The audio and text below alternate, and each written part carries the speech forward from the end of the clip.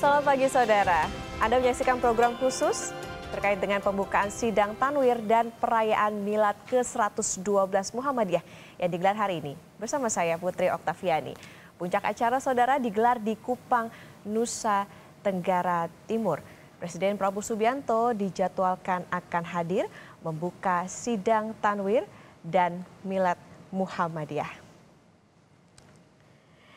Dan saat ini saudara kita sudah bersama di studio dengan Mas Andar Nubo, Direktur Eksekutif Maarif Institute. Selamat pagi Mas Andar. Selamat pagi Mbak Okta. Ya, kita akan langsung saksikan terlebih dahulu ini terkait dengan pembukaan dan juga perayaan Milad ke-112 Muhammadiyah pagi ini.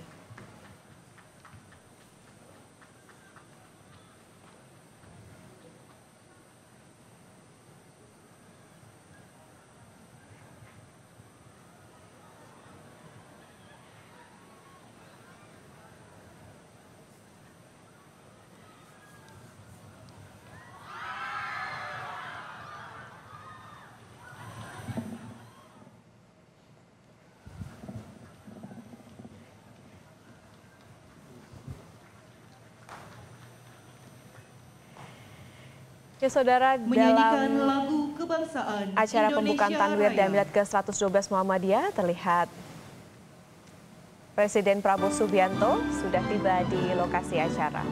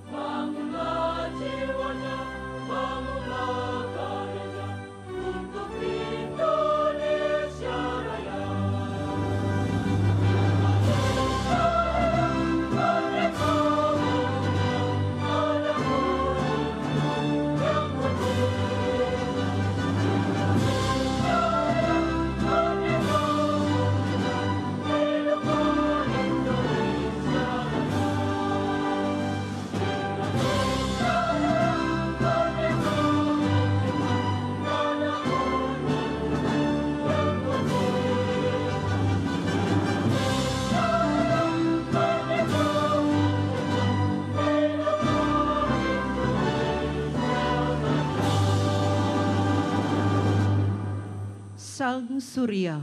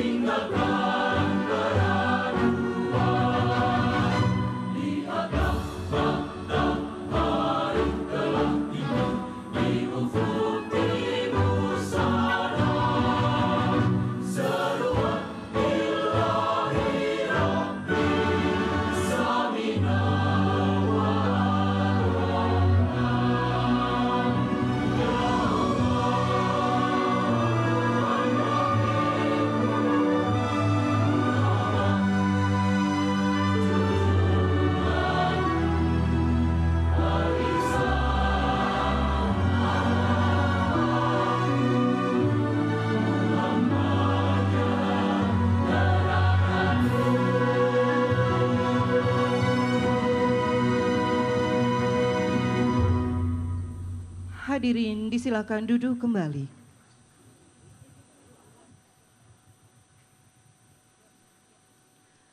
Yang terhormat Presiden Republik Indonesia, Bapak Prabowo Subianto. Yang kami hormati Wakil Presiden ke-10 dan 12 Republik Indonesia, Bapak Muhammad Yusuf Kalla. Para pimpinan lembaga negara, para menteri dan wakil menteri Kabinet Merah Putih, Ketua Umum Pimpinan Pusat Muhammadiyah beserta jajaran, Ketua Umum Pimpinan Pusat Aisyah beserta jajaran, penjabat Gubernur Nusa Tenggara Timur beserta jajaran, Forum Koordinasi Pimpinan Daerah Provinsi Nusa Tenggara Timur, Bapak Ibu Pimpinan Persyarikatan Muhammadiyah dari tingkat pusat sampai ranting dan ortom seluruh Indonesia, serta hadirin dan tamu undangan yang kami hormati. Assalamualaikum warahmatullahi wabarakatuh. Selamat datang di Universitas Muhammadiyah Kupang, Rabu 4 Desember 2024 dalam rangka acara pembukaan Sidang Tanwir dan Resepsi Milad ke-112 Muhammadiyah dengan tema menghadirkan kemakmuran untuk semua. Kita haturkan puji syukur kehadirat Allah Subhanahu wa Ta'ala atas berkah dan rahmah-Nya sehingga kita dapat bersilaturahmi pada hari ini. Selanjutnya, marilah kita dengarkan pembacaan ayat suci Al-Quran, Quran Surat Al-A'raf ayat 96 dan Hud ayat 61 oleh Saudari Khairun Nisa.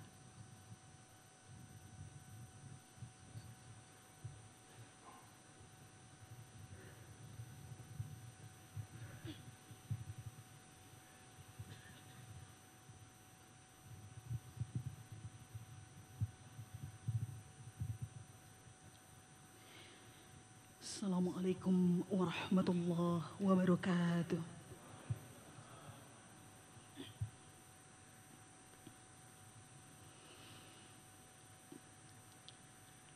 A'udzu billahi minasy syaithanir rajim.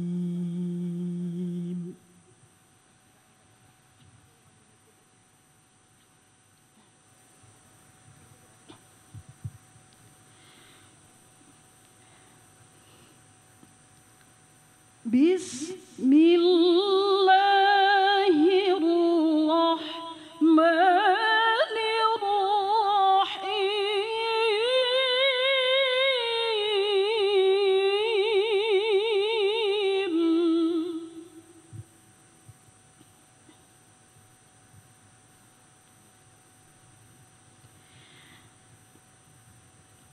Walau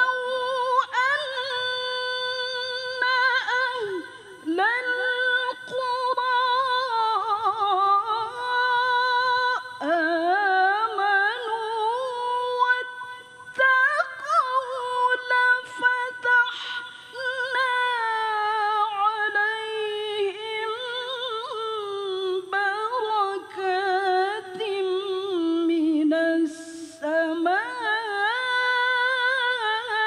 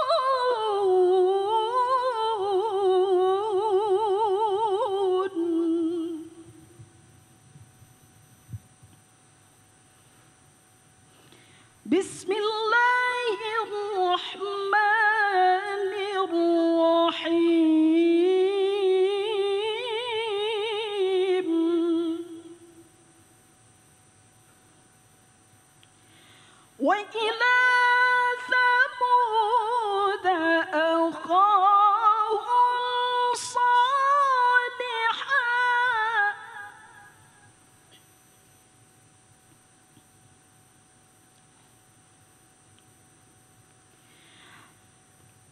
قال يا قوم اعبدوا الله ما لكم من إله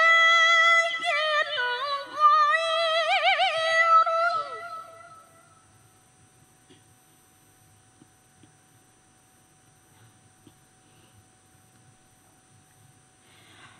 هو أنشأكم من الأرض واستعمركم فيها فاستغفروه ثم توبوا إليه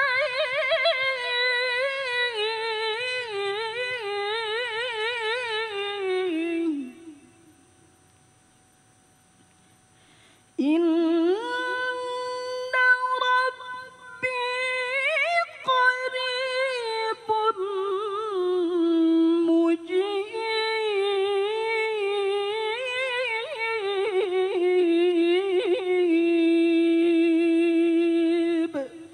صدق الله العظيم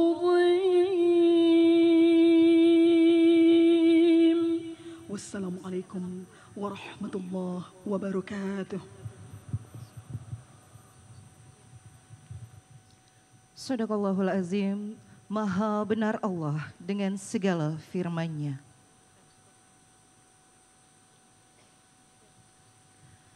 Selanjutnya, marilah kita dengarkan bersama sambutan selamat datang penjabat Gubernur Provinsi Nusa Tenggara Timur, Bapak Andriko Noto Susanto.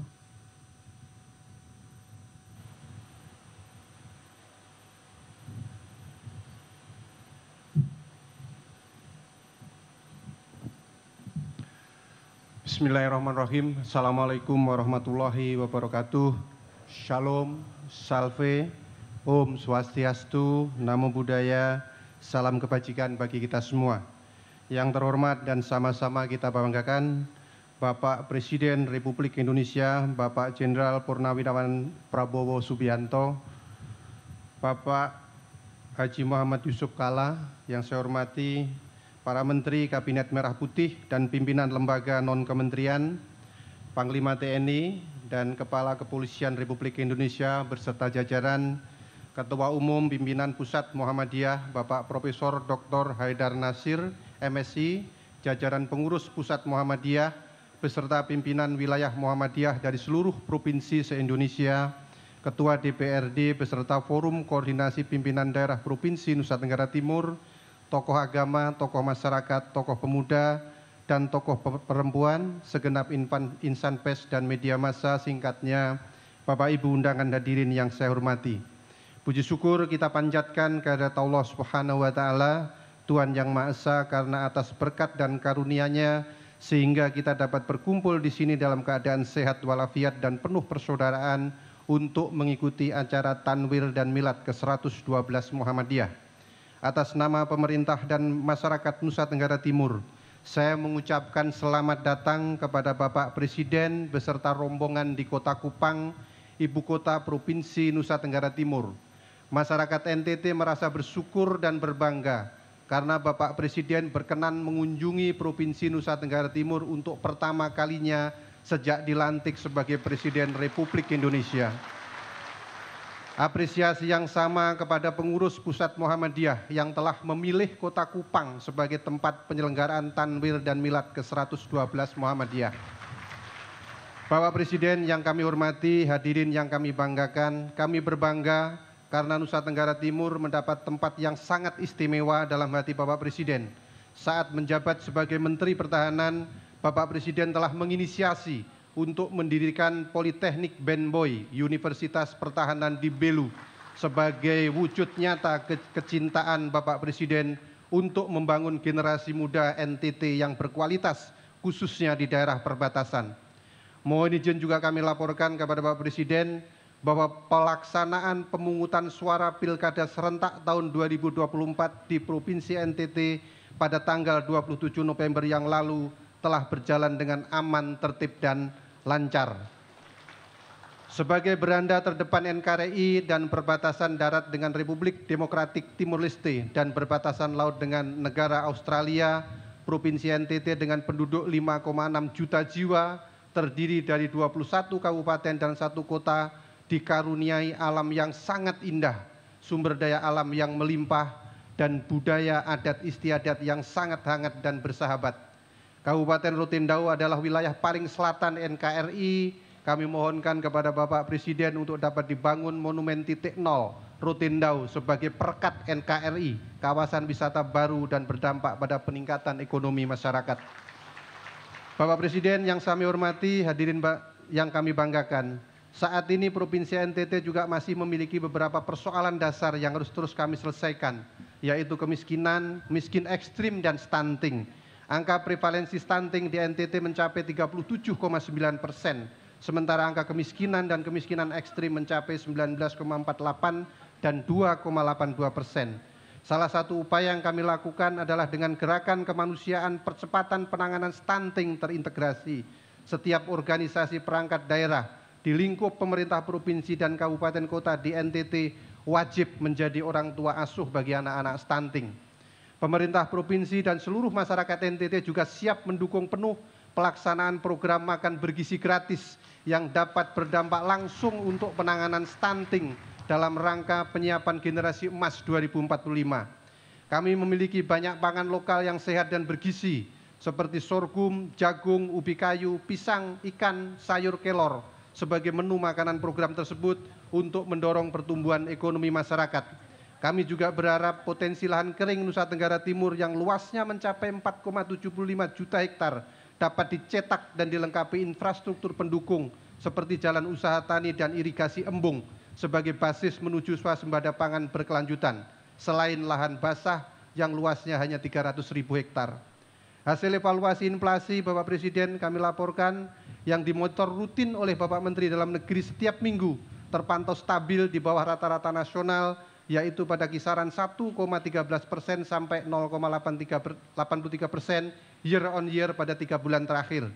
Bapak Presiden yang kami hormati, hadirin yang kami banggakan, pada kesempatan yang bermartabat ini mohon izin kami juga mengaturkan banyak terima kasih kepada Bapak Presiden bersama segenap jajaran Kabinet Merah Putih yang begitu responsif memberikan perhatian yang sangat besar terhadap bencana erupsi Gunung Api Lewotobi Laki-Laki dan konflik sosial di Adonara Barat. Di sela-sela kunjungan kerja Bapak ke Amerika Serikat, Bapak melakukan rapat terbatas terkait penanganan dampak erupsi gunung berapi tersebut. Bapak Wakil Presiden, para Menteri Kabinet Merah Putih, Panglima TNI, Kapolri bersama Kepala BNPB turun langsung ke lokasi bencana untuk menanggulangi dampak bencana dan memastikan masyarakat yang mengalami musibah dapat tertangani dengan baik. Dapat kami sampaikan laporan singkat kondisi terkini kepada Bapak Presiden bahwa jumlah pengungsi di posko-posko sekarang ada sekitar 4.391 jiwa dan sisanya mengungsi mandiri. Hunian sementara yang sekarang sedang dikerjakan 14 kopel melibatkan 200 orang TNI. Hunian tetap yang sudah ditetapkan oleh PJ Bupati Flores bersama BNPB berada di Noboleto seluas 12,47 hektar untuk menampung 950 KK, sedang 3 titik lainnya dalam proses penetapan. Pembangunan kembali 52 rumah yang terbakar dalam konflik sosial di Adonara Barat juga sudah disiapkan oleh BNPB beserta beberapa aspirasi masyarakat desa Ilepati berupa pembangunan jalan dan sekolah diusulkan oleh Bapak Menko PMK kepada Bapak Presiden. Kebutuhan logistik pangan dan layanan dasar berupa kesehatan, pendidikan, anak-anak terpantau cukup dan aman. Kami juga berterima kasih kepada Bapak Presiden atas dukungan dan perhatian dalam upaya membangun 4 bendungan besar di NTT, pengembangan kawasan pariwisata super prioritas Labuan Bajo, dan berbagai infrastruktur lainnya seperti jalan, jembatan, pelabuhan, bandar udara, dan sarana pendidikan. Kami tentunya tetap mengharapkan dukungan kebijakan dan penganggaran dari Bapak Presiden agar Provinsi NTT dapat segera mengejar ketertinggalan dibanding provinsi lainnya di Indonesia. Bapak Presiden yang kami hormati, hadirin yang kami banggakan, demikianlah beberapa hal yang dapat kami sampaikan pada kesempatan yang berbahagia ini. Sekali lagi kami mengucapkan selamat datang kepada Bapak Presiden Republik Indonesia di bumi Floba Morata, dan selamat menjalankan tanwir dan merayakan milad ke-112 kepada segenap umat Muhammadiyah, menghadirkan kemakmuran untuk kita semua. Kiranya Allah Subhanahu wa Ta'ala, Tuhan yang Maha Kuasa, senantiasa memberkati segala usaha dan karya kita. Billahi taufik wal hidayah. Wassalamualaikum warahmatullahi wabarakatuh. Shalom, salve, Om, Santi, Santi, Santi, Om, Namo Buddhaya. Salam kebajikan, sekian dan terima kasih.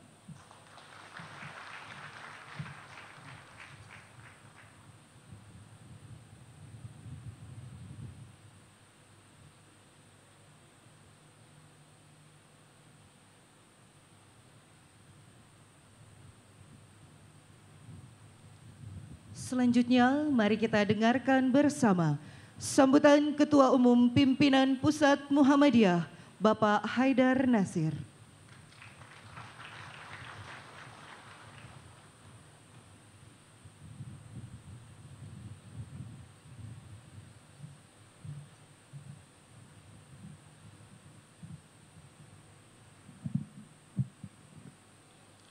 Assalamualaikum warahmatullahi wabarakatuh.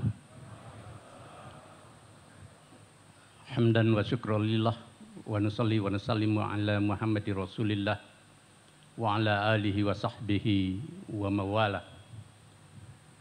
Yang terhormat Presiden Republik Indonesia Bapak Jenderal TNI Purnawirawan Prabowo Subianto,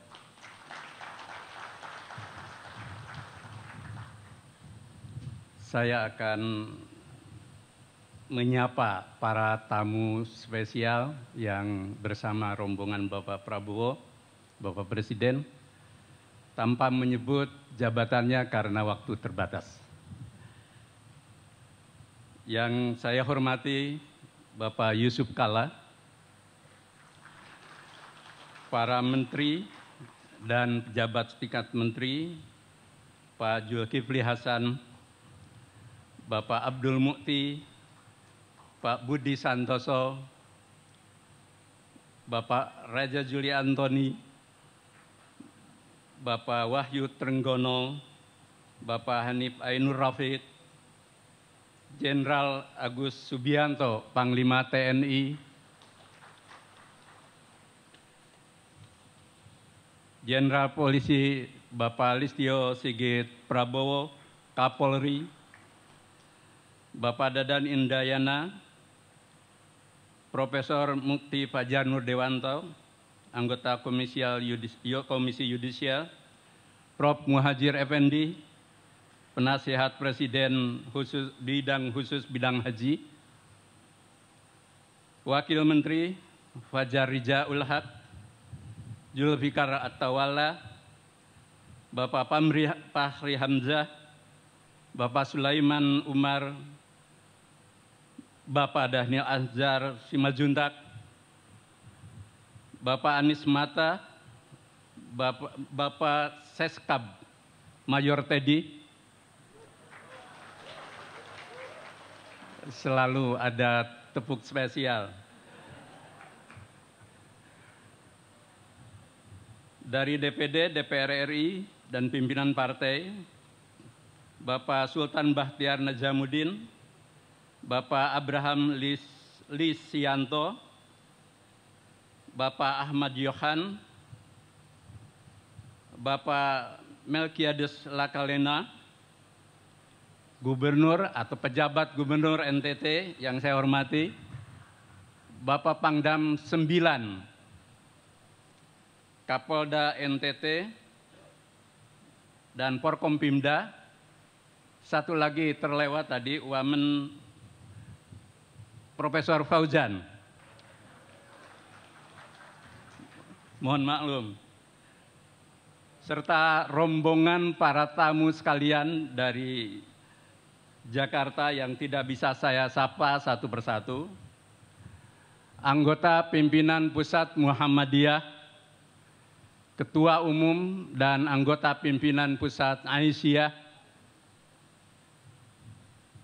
Ketua Umum PP Muhammadiyah periode 2005-2015,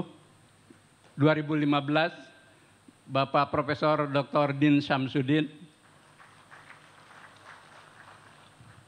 Ketua Pimpinan Wilayah Muhammadiyah NTT dan Aisyah, Rektor Universitas Muhammadiyah Kupang, para pimpinan wilayah Muhammadiyah se-Indonesia, dan utusan daerah yang menjadi anggota Tanwir, serta seluruh anggota peserta dan peninjau Tanwir yang saya hormati. Alhamdulillah, hari ini kita menyelenggarakan Tanwir dan Milad 112 Muhammadiyah yang secara spesial dihadiri oleh Bapak Presiden Republik Indonesia. Karena itu, kami menyampaikan terima kasih yang sebesar-besarnya kepada Bapak Presiden di tengah kesibukannya setelah beliau berkunjung melakukan tugas kenegaraan di berbagai negara, kemudian baru tiba dan langsung ke Kupang NTT untuk Muhammadiyah dan untuk masyarakat NTT. Yang kedua, Bapak Presiden, kami dari hati yang terdalam menyampaikan terima kasih yang sebesar-besarnya atas kepercayaan Bapak kepada para kader Muhammadiyah yang ditempatkan di jajaran kabinet, menteri dan setingkat menteri maupun wakil menteri, maupun di lembaga lain. Insya Allah mereka adalah kader-kader terbaik yang amanah dan dapat menjalankan tugas kenegaraan. Ada yang Muhammadiyah struktural, ada yang Muhammadiyah kultural, yang insya Allah akan membantu Bapak sepenuhnya.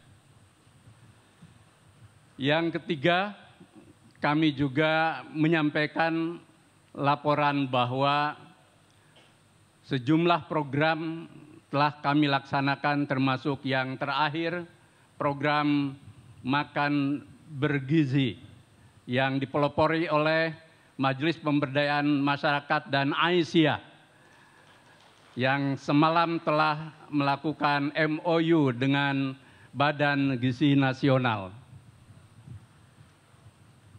Kami juga menyampaikan bahwa Tanwir dan Milad ini diselenggarakan di Kupang, di tempat ini, di Universitas Muhammadiyah Kupang, Pak Presiden, dan seluruh tamu undangan, dengan pertimbangan sebagai wujud dari kepercayaan kami kepada seluruh gerak Muhammadiyah Aisyah di NTT dan kawasan timur lain yang mewakili misi Muhammadiyah untuk bangsa.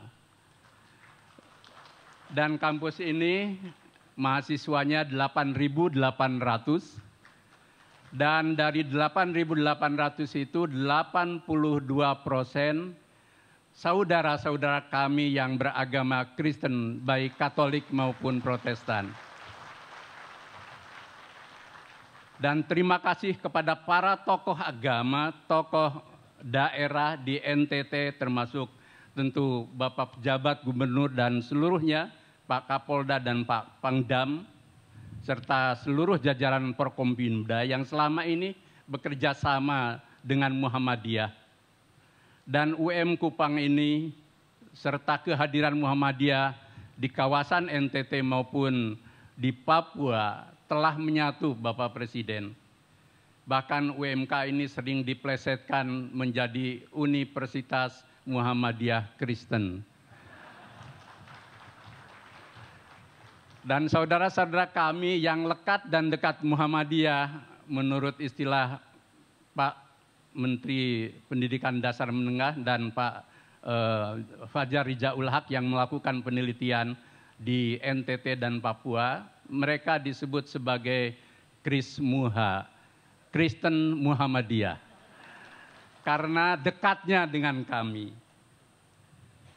Kami juga menaruh kepercayaan yang sangat besar kepada Bapak Presiden, di mana kami membersamai perjuangan Bapak untuk dua hal. Bapak selalu menggelorakan tentang visi kedaulatan Indonesia, dan Bapak selalu menyuarakan pentingnya gerakan memakmurkan atau masyarakat adil makmur yang merata bagi seluruh rakyat Indonesia. Milad dan Tanwir kali ini memang kami angkat temanya menghadirkan kemakmuran untuk semua. Semangatnya satu, bahwa kemakmuran sebagai kondisi sejahtera lahir dan batin, dan negeri tanah tercinta yang kaya raya ini dikelola menjadi negeri yang makmur, ada dalam spirit tiga hal. Satu, cita-cita nasional, yakni mewujudkan Indonesia yang bersatu, berdaulat, adil, dan makmur. Yang kedua, secara sosiohistoris, masyarakat Indonesia mengenal kata gemah ripah loh jinawi, negeri yang aman, damai, dan penduduknya sejahtera lahir dan batin. Yang ketiga, dalam perspektif Islam ada konsep baldatun thayyibatun wa rabbun ghafur, yang dalam surat Saba disebutkan laqad kana lisyabai fi maskanihim ayah. Jannatani an yamini washimal, kulu min rizki rabbikum washkuru lah, baldatun thayyibatun wa rabbun ghafur. Sungguh pada negeri Saba, di tempat mereka berada, ada tanda-tanda kekuasaan Allah. Di kanan kirinya tanah yang subur makmur, dan mereka diperintahkan Tuhan, makanlah dari apa yang Allah rezekikan kepadamu, dan bersyukurlah. Negerimu adalah negeri yang baik, dan Tuhanmu adalah Tuhan yang Maha Pengampun. Yang keempat, dalam perspektif kelahiran dan perkembangan Indonesia, singkat saja saya menyampaikan, pertama bahwa keadilan kemakmuran harus disertai dengan keadilan untuk semua. Soekarno ketika pidato 1 Juni mengatakan, Indonesia milik semua, bukan milik satu orang, bukan milik satu orang kaya, tetapi satu Indonesia untuk semua. Muhammad Hatta ketika merumuskan pasal 33 yang selalu Bapak sampaikan, mengatakan bahwa pasal 33 adalah politik kemakmuran ekonomi dan kesejahteraan sosial yang menjadi sendi dasar dari ekonomi yang dia sebut ekonomi terpimpin, di mana pemerintah hadir untuk mensejahterakan rakyat bagi kemakmuran seluruhnya. Dan bahkan beliau mengatakan pasal 33 secara fundamental berbeda dengan paham individualisme dan liberalisme. Yang ketiga, saya kutip dari buku Bapak yang diberikan kepada saya waktu di Jogja. Ada 3 buku. Satu yang saya sudah baca sampai selesai, Paradoks Indonesia dan Solusinya. Pak Prabowo mengatakan bahwa membangun Indonesia, menyelamatkan negara, membangun kemakmuran, dan mengurangi kemiskinan memerlukan pemerintah sebagai pelopor. Pemerintah bukan wasit, tetapi pemerintah harus berperan sebagai pelopor yang berbeda paham dengan paham neoliberal, karena kita menganut paham ekonomi konstitusi. Bahkan Bapak mengatakan bahwa terlalu lama kekayaan Indonesia dibawa keluar, saatnya dibawa ke negeri sendiri. Dan karena itu nanti saya juga akan berbagi buku saya tentang gerakan Islam berkemajuan yang sama tebalnya dengan buku Bapak. Dan saya kutip pendapat Pak Prabowo itu di halaman 606 dan 513. Mudah-mudahan Bapak berkenan. Dan yang terakhir, kami mohonkan Pak Presiden untuk menyampaikan amanat seluas mungkin, sekaligus membuka Tanwir dan Milad ini yang insya Allah akan menurunkan berkahnya. Dan kami melaporkan di kata akhir ini, hari ini juga kami groundbreaking untuk membangun rumah sakit PKU Muhammadiyah Universitas Muhammadiyah Kupang untuk memulai membangun kesehatan bangsa. Dan insya Allah ada teman-teman, ada Mas Fahmi, Mas Giovanni, ada Pak Gunawan Lim, dan juga ada teman-teman dari Pak Hashim yang insya Allah akan berbagi untuk membantu pembangunan rumah sakit ini. Demikianlah laporan dan sambutan kami. Sekali lagi, ini hari yang sangat berharga, bermakna, dan berbahagia bagi Muhammadiyah dan masyarakat NTT dengan kehadiran Bapak Presiden Republik Indonesia. Semoga Allah senantiasa memberikan kesehatan kepada Bapak dan keberkahan. Nasrun minallah wa fathun qarib. Wassalamualaikum warahmatullahi wabarakatuh.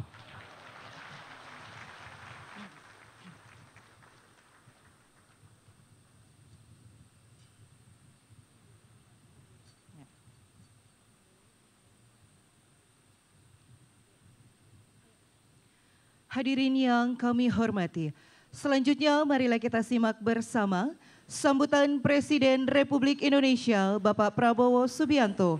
Dilanjutkan dengan memetik alat musik sasando sebagai tanda peresmian pembukaan sidang tanwir dan resepsi milad ke-112 Muhammadiyah.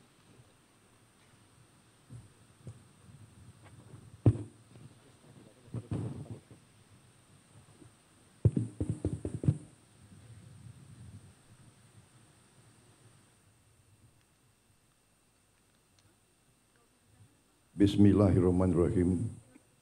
Assalamualaikum warahmatullahi wabarakatuh. Salam sejahtera bagi kita sekalian. Shalom, salve, Om Swastiastu. Namo Buddhaya, salam kebajikan. Saudara-saudara, Bapak-bapak Ibu yang saya hormati,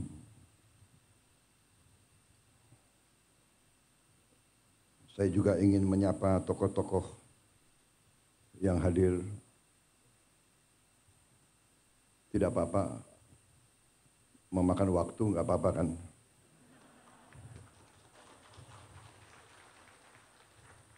Panitia, Pak, saya dibatasi nggak di sini?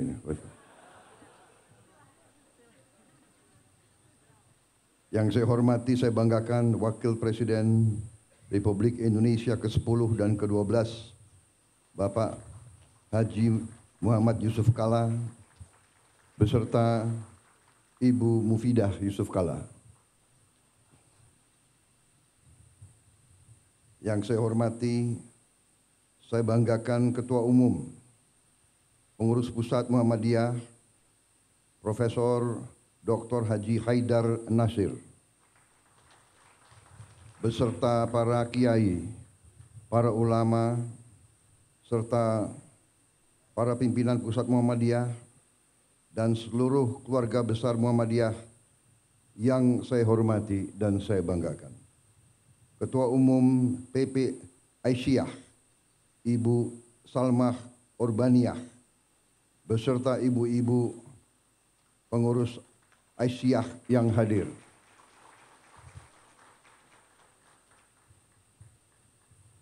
Profesor Dr. Muhajir Effendi, Ketua PP Muhammadiyah, periode ini nggak disebut nih tahunnya itu. Pak Teddy ini menghadap saya habis ini. Ketua Umum PP Muhammadiyah 2005-2015 Bapak Din Samsudin yang saya hormati. Kok agak ngumpet di belakang itu. Pak Din itu kawan saya waktu masih muda. Sekarang agak muda. Ketua Dewan Perwakilan Daerah Republik Indonesia Bapak Sultan Najamuddin, para menteri dan wakil menteri Kabinet Merah Putih, tadi sudah disebut banyak sekali, tapi nggak apa-apalah disebut sekali lagi.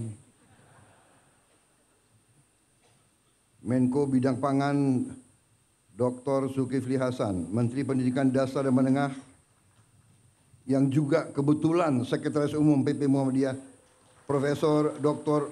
Abdul Muti, Menteri Pertahanan, Letnan Jenderal TNI Purnawirawan Safri Samsudin,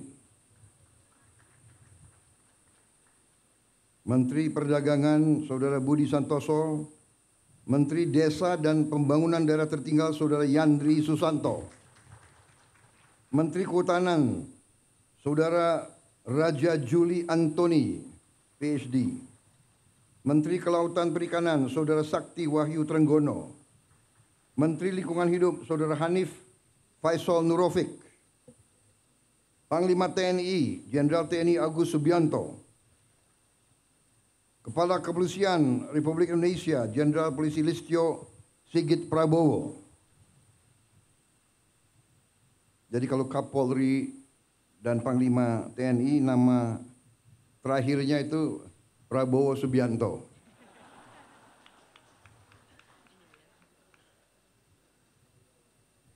Jangan-jangan nggak diganti-ganti ini. Jangan-jangan. Kepala Badan Gizi Nasional Profesor Dr. Dadan Hindayana, Sekretaris Kabinet Saudara Teddy Indra Wijaya, Ketua Komisi 7 DPR RI Saudara Saleh Daulay, Pejabat Gubernur NTT Saudara Andriko Noto Susanto, Gubernur terpilih NTT Saudara Melkiades Lakalena, Wakil Gubernur terpilih NTT Saudara Yohanes Asadoma, Wakil Menteri Luar Negeri Saudara Anies Mata, PhD, Wakil Menteri Pendidikan Dasar Menengah Dr. Fajar Riza Ulhaq, Wakil Menteri Dikti, Sains dan Teknologi Profesor Dr. Fauzan, mantan Rektor Universitas Muhammadiyah Malang, Wakil Menteri Pelindungan Pekerja Migran Indonesia Saudara Zulfikar Ahmad, Wakil Menteri Perumahan dan Kawasan Pemukiman Saudara Fahri Hamzah, Wakil Menteri Kehutanan Saudara Sulaiman Umar, Wakil Kepala Badan Penyelenggara Haji Saudara Dahnil Anzar, Rektor Universitas Muhammadiyah Kupang Bapak Zainur Wula, beserta seluruh rektor dan guru pendidikan tinggi Muhammadiyah yang hadir di sini. Dan tentunya peserta Tanwir dan Milad Muhammadiyah yang ke-112 yang saya hormati dan saya banggakan. Tadi saya baca banyak tokoh-tokoh karena ternyata banyak sekali di antara mereka juga yang ada hubungan dekat dengan Muhammadiyah. Apakah mereka pernah pengurus Muhammadiyah atau lulusan Universitas Muhammadiyah atau SMA Muhammadiyah. Demikian bukti keberhasilan Muhammadiyah sebagai organisasi kemasyarakatan, sebagai organisasi dakwah, dan lebih dari itu sebagai organisasi pendidikan. dan kesehatan. Saudara-saudara sekalian, Presiden Republik Indonesia yang pertama dan kedua juga merupakan warga Muhammadiyah. Kalau tidak salah, Presiden Soekarno pernah menjadi pengurus Muhammadiyah. Dan Ibu Fatmawati juga keluarga dari pimpinan Muhammadiyah di Bengkulu. Pak Harto juga warga Muhammadiyah, lulusan SD dan SMP Muhammadiyah. Bahkan waktu beliau presiden, sekian kali kabinet, banyak kawan-kawan non Muhammadiyah yang mengeluh, kok Pak Harto itu kok milihnya Muhammadiyah banyak sekali. Saya juga jangan saya nanti dituduh memilih Muhammadiyah banyak sekali, tidak. Karena mungkin karena keberhasilan Muhammadiyah mendidik, membesarkan kader-kader sehingga Muhammadiyah ada di mana-mana itu. Kalau saya undang partai untuk koalisi, saya minta calon-calon terbaik mereka ajukan nama-nama. Saya nggak tanya, ini Muhammadiyah atau bukan. Ternyata sudah dilantik, ada yang bisik-bisik, itu Muhammadiyah Pak. Hari ini saya hitung, ini Muhammadiyahnya.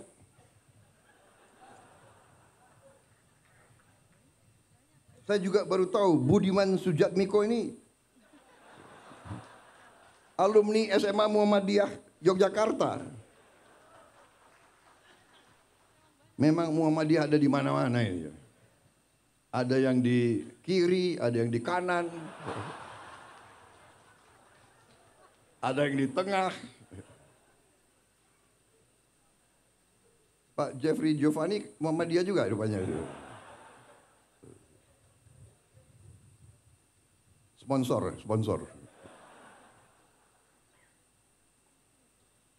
Jadi ini Ketua Umum Muhammadiyah kreatif selalu. Mengundang tokoh dan pejabat dan diumumkan baru saja groundbreaking rumah sakit. Waduh, ini PR lagi untuk aku. Tapi kita mendukung. Karena memang pendidikan dan kesehatan adalah kunci kebangkitan suatu bangsa. Jadi memang peran Muhammadiyah saya kira sangat tepat. Muhammadiyah kalau tidak salah hitungan terakhir memiliki 167 perguruan tinggi, 126 rumah sakit, 231 klinik, 5.345 sekolah dan madrasah, 440 pesantren, dan jaringan organisasi yang luas di dalam dan di luar negeri. Dan baru saja kalau tidak salah Muhammadiyah telah membeli suatu gedung di Spanyol, di Cordoba atau di mana? Madrid, di Madrid. Dan sedang dirubah menjadi masjid yang besar. Kalau tidak salah ini luar biasa. Muhammadiyah luar biasa. Jadi tentunya kami juga di TNI tidak pernah lupa bahwa Panglima besar TNI yang pertama adalah seorang kepala sekolah SMA Muhammadiyah Purwokerto. Berarti pengaruh Muhammadiyah juga selain dakwah tapi juga menanamkan patriotisme, semangat cinta tanah air, dan melahirkan pemimpin-pemimpin yang luar biasa. Terus terang saja, Jenderal Besar Sudirman bukan lulusan akademi militer. Beliau tidak pernah ikut sesko dimanapun, tapi berhasil memimpin perang kemerdekaan dan menang. Dan kalau kita lihat ucapan-ucapan, perintah-perintah beliau, pidato-pidato beliau, kalau kita lihat sampai hari ini pun adalah ungkapan dan pemikiran seorang pemimpin militer yang tidak kalah dengan pemimpin militer terhebat di dunia sepanjang sejarah. Artinya, walaupun beliau mungkin dianggap hanya seorang kepala sekolah SMA, tetapi pasti beliau mendalami, membaca, belajar secara otodidak, sehingga beliau mampu untuk memimpin sebuah perjuangan kemerdekaan. Saudara-saudara sekalian, menjadi pemimpin dalam kancah krisis perang itu masalah hidup dan mati. Kalau kalah, mati atau dipermalukan atau dijajah. Kita tidak menghendaki perang. Saya mantan jenderal. Saya mengerti dan saya paham apa itu pertempuran. Perang destruktif. Ibarat pohon butuh 20 tahun untuk tumbuh, hanya 15 menit untuk tumbangkan. Negara, masyarakat, desa pun, provinsi pun, kota butuh ratusan tahun untuk berdiri dan berkembang. Hancur dalam beberapa menit, hancur dalam beberapa saat. Karena saya mengerti itu, saya terus berjuang, terus memimpin dengan mengajak, mari kita belajar dari sejarah, mari kita waspada, mari kita galang persatuan, mari kita hindari perpecahan, mari kita hindari konflik. Saudara-saudara, ini situasi yang kita hadapi. Di tengah saya diundang di acara ini, saya ingin mengatakan bukan pengurus Muhammadiyah yang harus terima kasih saya hadir. Saya yang terima kasih karena saya merasa tidak hanya kehormatan, tapi saya merasa penting bagi saya untuk bisa bicara kepada tokoh-tokoh Muhammadiyah, kepada para guru, kepada para ustadz, kepada para ulama. Ustadz, guru, ulama adalah pendidik bangsa, adalah panutan rakyat, panutan masyarakat. Sekali lagi saya katakan, apa yang kita lihat hari ini, situasi dunia mengajarkan kita, memberi peringatan kepada kita agar kita waspada. agar kita bersyukur. Kita harus bersyukur negara kita hari ini kita tidak dibom. Hari ini Masjid Istiqlal masih berdiri. Hari ini Universitas Muhammadiyah masih utuh. Pabrik-pabrik kita tidak dirusak. Saudara-saudara sekalian, mari kita buka televisi, kita buka YouTube, kita lihat apa yang terjadi di hampir setiap negara, apalagi negara Muslim. Lihat, jangan percaya Prabowo. Lihat apa yang terjadi di Gaza. Lihat, anak-anak tidak berdosa. Angka terakhir diperkirakan 5.000 anak di bawah umur 1 tahun mati terkubur. Ribuan lagi kita tidak tahu. Belum anak di atas 1 tahun, belum orang tua, belum ibu-ibu. Libanon, jutaan warga Libanon mengungsi, hilang rumah. Tepi barat, saudara-saudara sekalian, belum Ukraina, ya Ukraina jauh, tapi perang Ukraina mengakibatkan harga pangan naik di seluruh dunia. Ya, Gaza jauh, tapi itu saudara-saudara kita.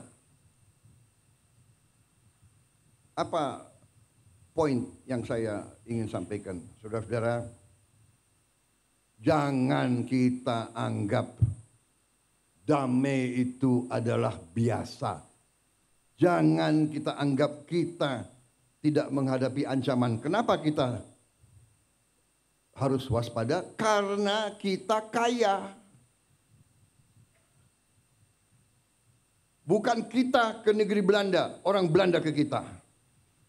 Portugis ke kita, Spanyol ke kita, Prancis ke kita, Inggris ke kita. Dari dulu sampai sekarang.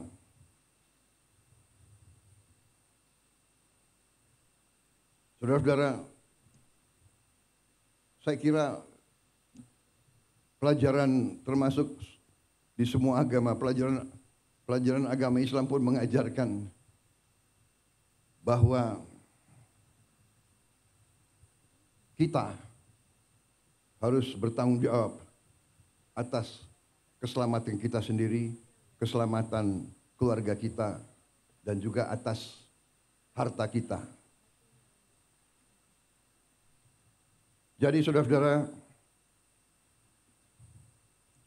dalam kondisi penuh ketidakpastian, di mana hitungan sekarang adalah di Eropa terjadi kurang lebih 17% kemungkinan perang nuklir. Ini pengamatan pakar-pakar di Eropa. Karena negara barat mengizinkan peluru-peluru jangka jauh, jarak jauh mereka menyerang Rusia. Rusia sekarang mengatakan dia boleh menyerang negara-negara barat menggunakan senjata-senjata yang paling mutakhir. Belum Timur Tengah, belum di Asia, Taiwan dan Korea Utara. Kalau tidak salah tadi malam pemerintah Korea Selatan menyatakan keadaan darurat di Korea. Jadi saudara-saudara, marilah kita jangan terlalu lengah, jangan terlalu santai. Kita non-blok, kita tidak memihak, kita menghormati semua negara. Itu maunya kita. Tapi saudara-saudara, 40% dari seluruh perdagangan dunia lewat lautan Indonesia. 40% seluruh perdagangan seluruh dunia lewat perairan kita. 70% energi Tiongkok, Korea, dan Jepang lewat perairan Indonesia. Bisakah kira-kira kalau terjadi perang besar, bisakah kita tidak terseret? Untuk itu kita butuh kepemimpinan politik yang handal. Dan kepemimpinan politik yang saya maksud bukan kepemimpinan politik yang hanya dari pemerintah. Dan untuk itu perlu ada kerukunan, perlu ada jiwa besar dari semua kalangan. Kita banyak berbeda. Perbedaan itu baik dan wajar. Kita berbeda suku, kita berbeda agama, dan untuk itu saya ucapkan hormat saya kepada Muhammadiyah. Saudara buka lembaga-lembaga pendidikan tidak hanya kepada umat Islam, tapi buka untuk semua. Saudara telah memberi contoh dalam toleransi, dalam kehidupan inklusif, dalam kehidupan saling hormat menghormati, dalam kehidupan saling menjaga, saling mendukung. Ini sangat penting. Ini sangat penting. Ada pihak dari semua agama, dari semua ras dan semua suku yang selalu mau mengambil garis yang keras. Fanatisme, fanatisme agama, fanatisme suku, fanatisme ras, fanatisme budaya dan sebagainya. Justru ini yang melahirkan peperangan. Saudara-saudara, karena itu apa yang saudara telah melaksanakan adalah sesuatu yang sangat-sangat berharga bagi kita semua. Milad ke-112 tentunya saya atas nama pemerintah dan atas nama pribadi menyampaikan selamat dan harapan ke depan Muhammadiyah akan terus dalam peranannya di bidang dakwah, kesehatan, pendidikan, melahirkan kemakmuran untuk semua adalah sangat tepat. Karena kemakmuran adalah tujuan kita. Tapi tidak ada kemakmuran tanpa keadilan. Saudara-saudara sekalian, saya terkesan suatu pemerintahan, suatu imperium, suatu peradaban Muslim yang cukup lama, hampir 600 tahun lebih, mendekati lebih mungkin 700 tahun, yaitu peradaban Osmaniyah yang berpusat di Turki, di Istanbul. Itu salah satu adik kuasa pada saatnya yang sangat berhasil.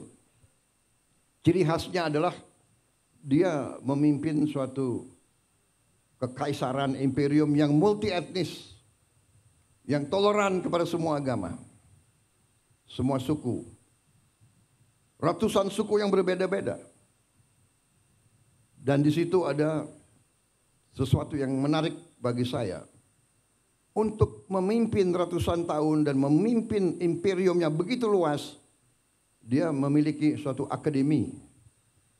Akademi gubernur. Akademi gubernur itu Sebetulnya inti pelajarannya yang saya tarik itu satu paragraf yang bagi saya menarik. Dia ajarkan ke semua calon gubernur. Jadi bupati-bupati yang disiapkan jadi gubernur masuk ke akademi ini, dan pelajarannya sangat banyak tentunya, tapi ada satu yang sangat sederhana. Diajarkan di situ, tidak ada negara tanpa tentara yang kuat.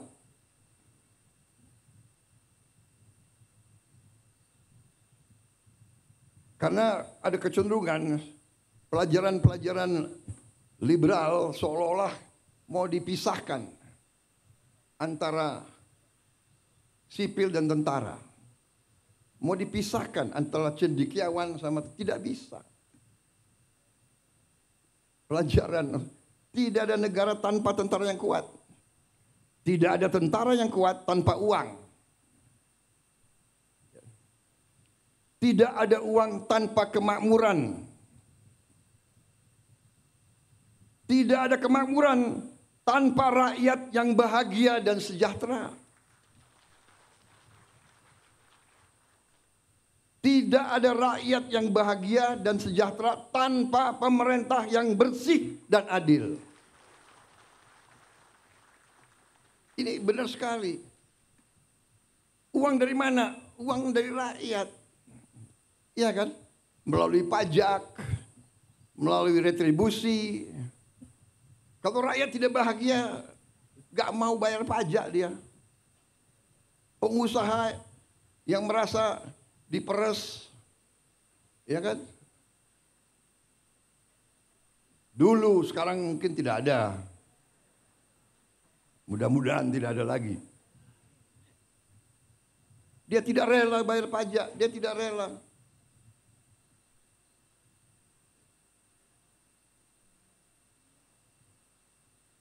Jadi artinya dari pelajaran itu, kenapa tentara, dan ini tentunya dalam tentara berarti tentara, polisi, pemerintah ini harus kuat dan baik. Tapi tidak mungkin kalau uangnya tidak cukup. Uang tidak cukup, ya dia bisa bertindak. Kita diajarkan oleh senior-senior kita. Tentara yang tidak disiplin sangat berbahaya. Gerombolan. Tentara yang tidak setia kepada tuannya berbahaya. Siapa tuannya tentara? Tuannya tentara rakyat.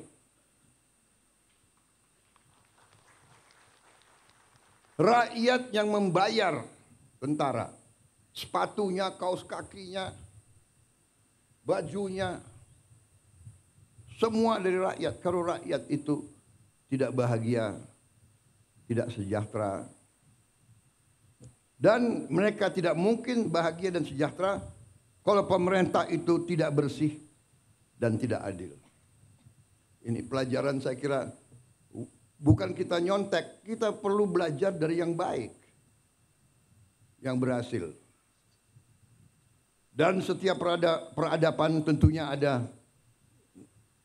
pasang, ada puncak, ada surut. Surut. Kenapa? Karena dihajar di mana-mana. Dan kalau kita jujur, di ujungnya memang pemerintahan mereka pun juga terjadi korupsi dan sebagainya. Satu hal yang kita belajar dari sejarah, pemerintah yang korup tidak bisa membawa kemakmuran kepada rakyat. Itu pelajaran. Itu pelajaran. Jadi saudara-saudara, marilah kita bersama-sama sesuai dengan tema yang saudara-saudara pilih. Marilah kita berjuang mencari kemakmuran. Supaya kita hilangkan kemiskinan, hilangkan kelaparan, hilangkan stunting. Saudara-saudara, saya telah mempelajari angka-angka mendalam. Sungguh luar biasa kekayaan kita. Sungguh luar biasa. Tapi kita koreksi diri, kita banyak yang terus terang saja kurang piawe, kurang handal untuk menjaga kekayaan kita. Karena itu saya bertekad untuk mencapai pemerintah yang bersih.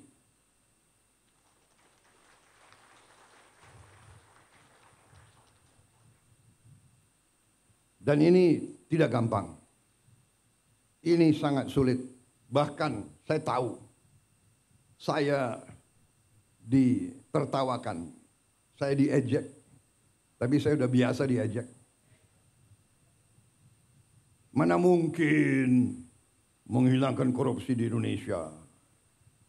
Mana mungkin menghilangkan kemiskinan? Mana mungkin menghilangkan kelaparan? Apa? Mau kasih makan bergizi? Hahaha, ketawa. Di awal mereka tertawakan saya dan saya tahu mereka mengancam saya. Saya tahu saya diancam.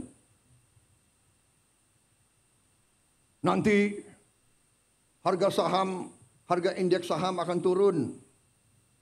Di hari-hari pertama saya luncurkan gagasan makanan bergizi, sudah muncul. Saya mengerti, saya ini cukup lama jadi orang Indonesia. Saya mengerti. Ada ancaman terbuka, ada ancaman halus. Ada senjata yang terbuka, senapan, meriam, ya itu. Tapi sebelumnya ada senjata-senjata lain. Senjata psikologis, adu domba, fitnah, hoax. Ada ancaman terhadap ekonomi. Saudara-saudara, Pak, karena gagasan makan bergizi, harga saham indeks turun. Saya jawab ke mereka itu, saya kasih tahu ya, biar saya nggak punya saham, saya bilang. Dan rakyat di desa-desa tidak punya saham. Benar.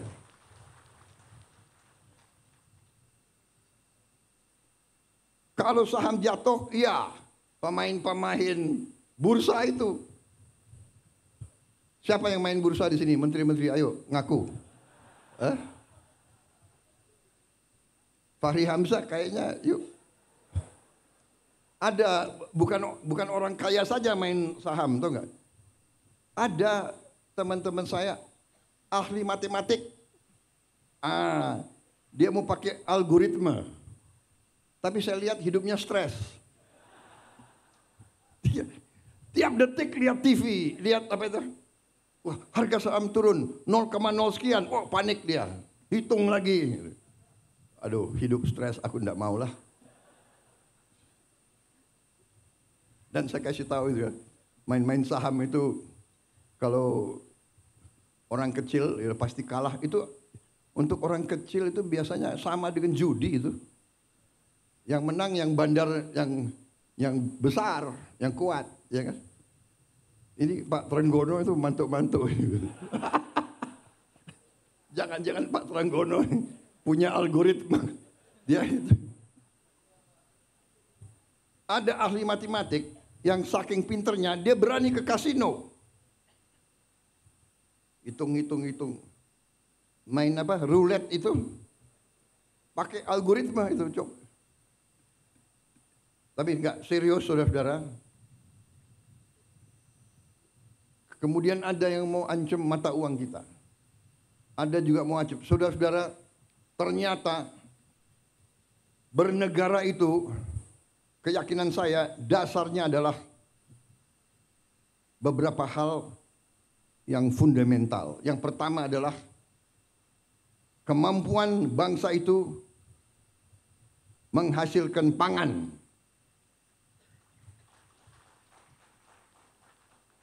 Karena itu kita hormati apa yang dilakukan oleh pemerintah sebelum saya. Semua pemerintah sebelum kita. Dari Presiden Soekarno selanjutnya punya jasa sampai kita berada di sini. Yuk kita hormati pemerintah Pak Jokowi. Saya bukan membela orang, terus terang aja. Untuk apa sekarang saya, apa itu istilah tentara, ngolor, menjilat, ya kan?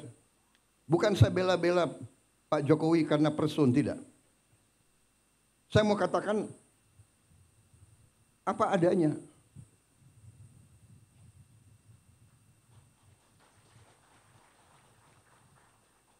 Kalau ada kekurangan, ada. Kita semua ada kekurangan. Semua pemimpin ada kekurangan. Jangan memfitnah, jangan menyerang. Kita semua punya kekurangan.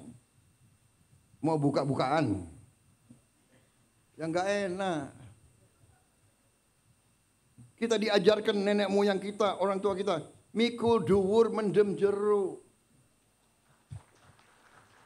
Orang tua hormati yang baik. Kita sebagai yang muda berani juga ngoreksi. Tapi ngoreksinya dengan cara yang baik, yang sopan. Saya kira itu ajaran ustadz-ustadz saya.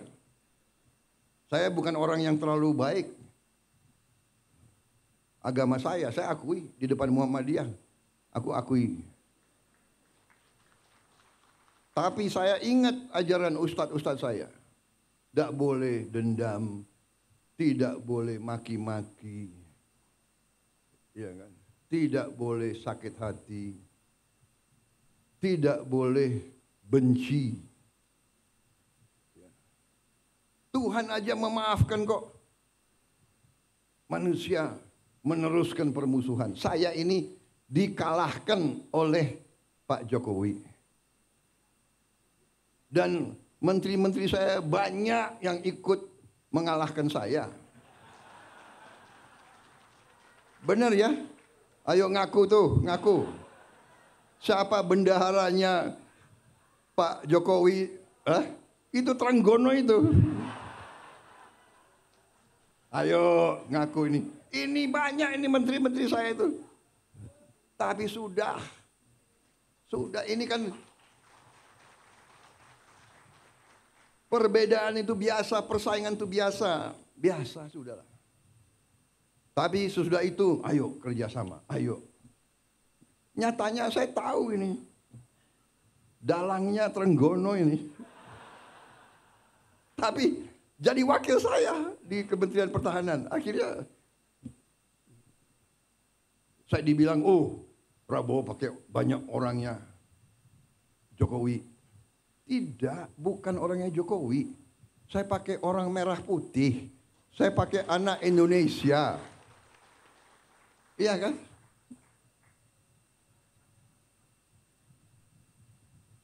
Saya ada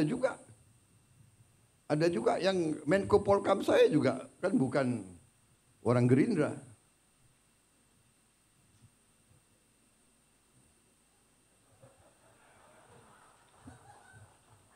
Dia memang non partai. Tapi saya ambil satu. Yang saya ambil, saya yakin di dalam hatinya semua itu cinta merah putih, cinta tanah air. Jadi tidak ada masalah. Di pilkada ada yang menang, ada yang kalah, sudah, ya kan?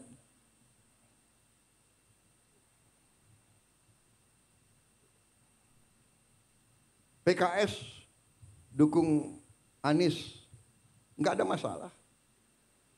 Gerindra wakilnya PKS di Sumatera Barat, iya kan? Tidak ada masalah. Banyak saya Gerindra wakilnya PDIP di Jawa Tengah, di mana? Sudah, nggak ada masalah. Jangan kita perbedaan pendapat. Bagi saya harus kita sikapi dengan kearifan. Dan kalau ada kesalahan kita koreksi. Kita koreksi, kita perbaiki. Saudara-saudara, saya percaya dan yakin, saya optimis, tapi kita harus waspada. Karena kita sangat kaya. Kita menguasai mineral-mineral yang sangat strategis yang dibutuhkan oleh banyak negara. Karena itu beberapa rencana kita hilirisasi tidak berkenan di banyak negara. Tapi kita tidak ada pilihan. Masa ratusan tahun kita harus jual kekayaan kita sebagai bahan mentah. Kita tidak mau. Kita mau karunia Tuhan itu boleh dibeli dengan harga yang benar supaya kita punya nilai tambah bisa dipakai untuk mensejahterakan rakyat kita. Jadi kita harus siap menghadapi. Mungkin ada yang mau dikte kita, harus ini, harus itu. Kamu tidak boleh dekat sama dia, kamu dekat sama saya.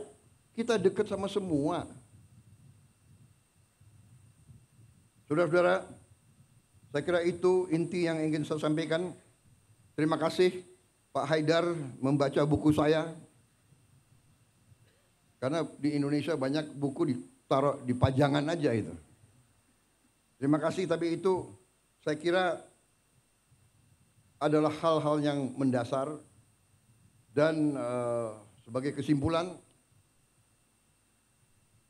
ternyata setelah saya keliling ke luar negeri, hadir KTT APEC, hadir KTT G20, tema di G20, tema di APEC, terutama di G20, temanya apa?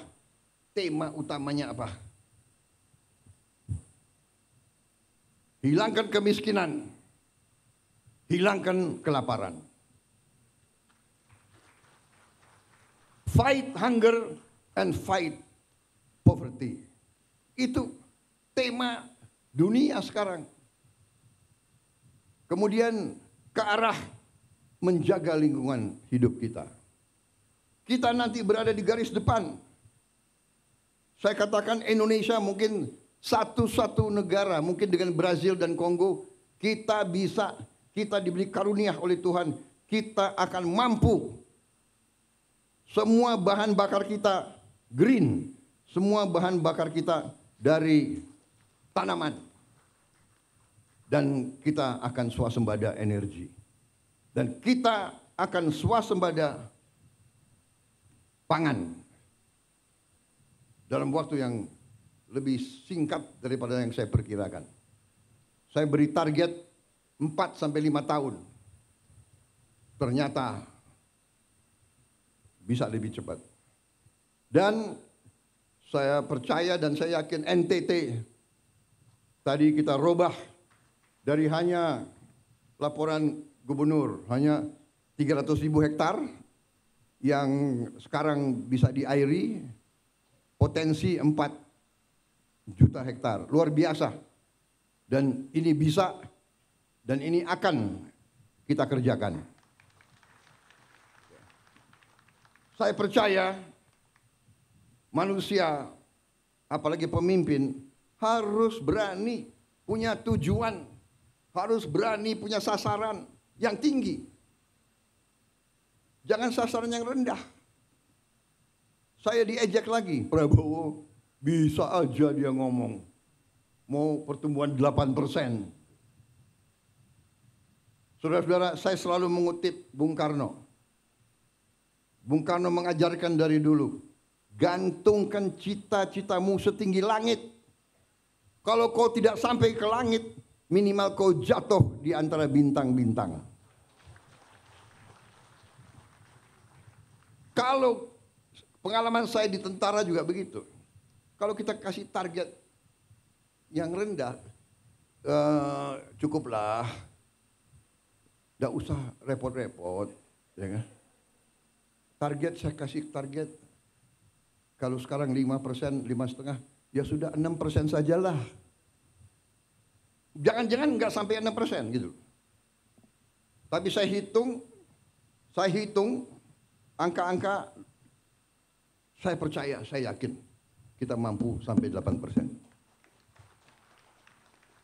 Kebocoran-kebocoran kita, kalau kita hemat, kalau pemerintah itu ketat, bersih, efisien, saya yakin bisa.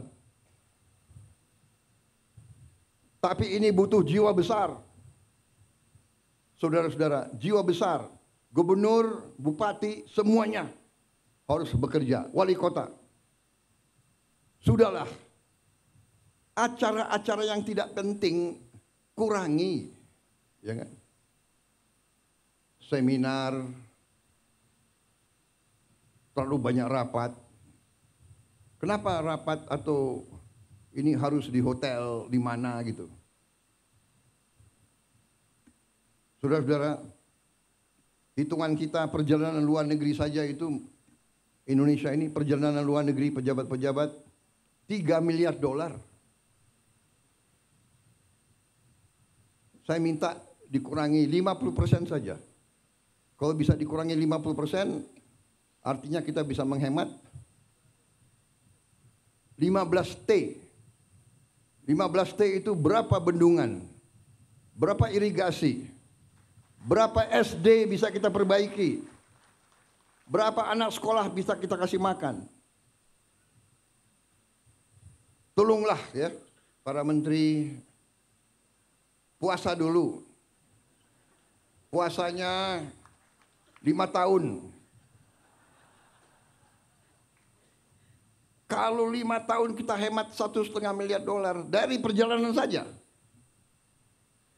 Saudara-saudara, tapi bayangkan itu, apa yang kita bisa. Saya tapi sudah perintahkan, nah, Menteri Keuangan, Wakil Menteri Keuangan, teliti. Semua program diteliti, ternyata cukup besar penghematan. Cukup besar. Tapi saya tidak umumkan di sini supaya kita tidak cepat puas. Jadi saya mohon juga para gubernur terpilih, bupati terpilih, ya, ketat, efisien, kurangi yang bersifat tidak kritis. Kritis untuk kepentingan rakyat. Kritis kepentingan langsung. Enggak usah terlalu banyak seminar. Kita sudah tahu kesulitan rakyat. Iya kan? Sudah tahu. Bapak, masalah Indonesia ini adalah ini. Sudah tahu. Kita ini tidak punya satu data. Datanya banyak. Saya tahu. Banyak peraturan undang-undang bertabrakan. Saya tahu. Solusinya bagaimana? Ya. Menteri Perumahan Rakyat. Di sini diwakili wakil menteri, ya kan? Rakyat miskin, rakyat muda yang masih muda butuh rumah yang terjangkau. Nggak usah diseminarkan berapa jumlah rumah, tipe berapa. Dia butuh segera. Kalau sudah berdiri minimal 3 juta rumah, Fahri Hamzah boleh senyum-senyum. Sekarang jangan senyum dulu kau.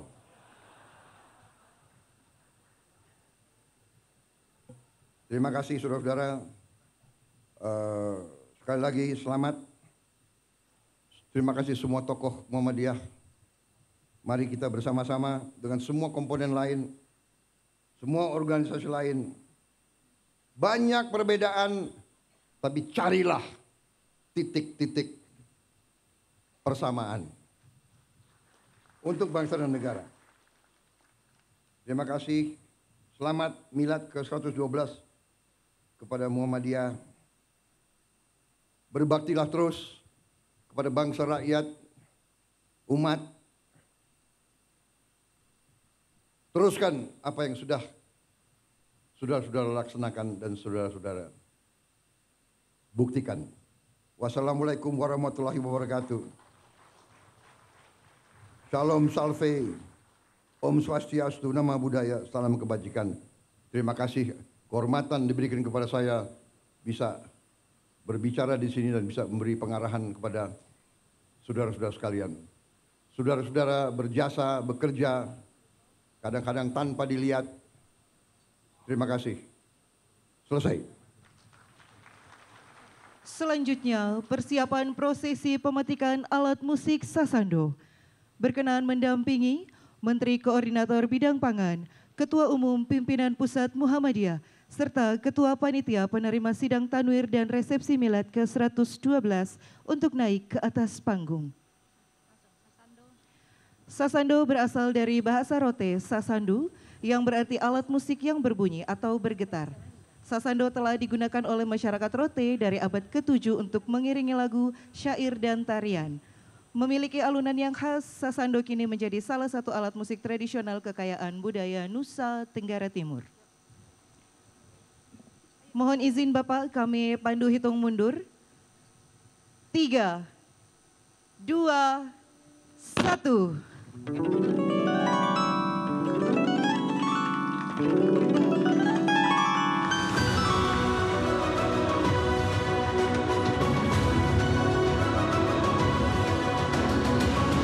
Dengan demikian, sidang tanwir dan resepsi milad ke-112 Muhammadiyah resmi dibuka. Demikian rangkaian acara pembukaan sidang tanwir dan resepsi milad ke-112 Muhammadiyah selesai. Kami ucapkan terima kasih atas kehadiran Presiden Republik Indonesia. Selanjutnya, Presiden Republik Indonesia berkenan meninggalkan tempat acara.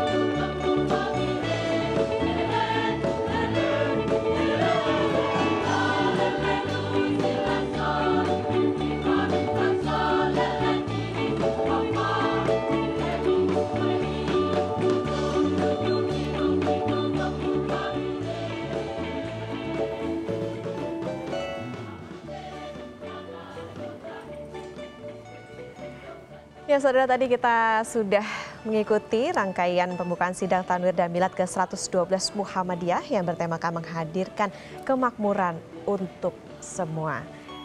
Tadi juga sudah disampaikan sejumlah sambutan baik dari PJ Gubernur NTT Andriko Noto Susanto maupun juga tadi dari Ketua Umum Pimpinan Pusat Muhammadiyah Haidar Nasir, dan tadi juga ada pidato yang disampaikan oleh Presiden Republik Indonesia Prabowo Subianto. Dan saat ini saudara di studio masih bersama dengan kita semua Direktur Eksekutif Ma'arif Institute, Mas Andar Nubowo. Mas Andar, ya, menarik tadi bagaimana kita melihat pidato yang disampaikan, dan ini juga terkait dengan bagaimana tema yang diambil menghadirkan kemakmuran untuk semua. Tadi juga disinggung soal bagaimana mengangkat tema stunting, kemudian makan bergizi gratis, lalu juga tadi Pak Haidar Nasir juga mengatakan semangatnya ini kemakmuran sejahtera lahir batin. Apa yang bisa ditangkap dari ini? Ya, pidato Ketua Umum Muhammadiyah, Profesor Haidar Nasir menegaskan bahwa Muhammadiyah itu hadir untuk semuanya, termasuk menghadirkan kemakmuran dan kesejahteraan bagi semuanya tanpa memandang agama, suku, dan latar belakang apapun.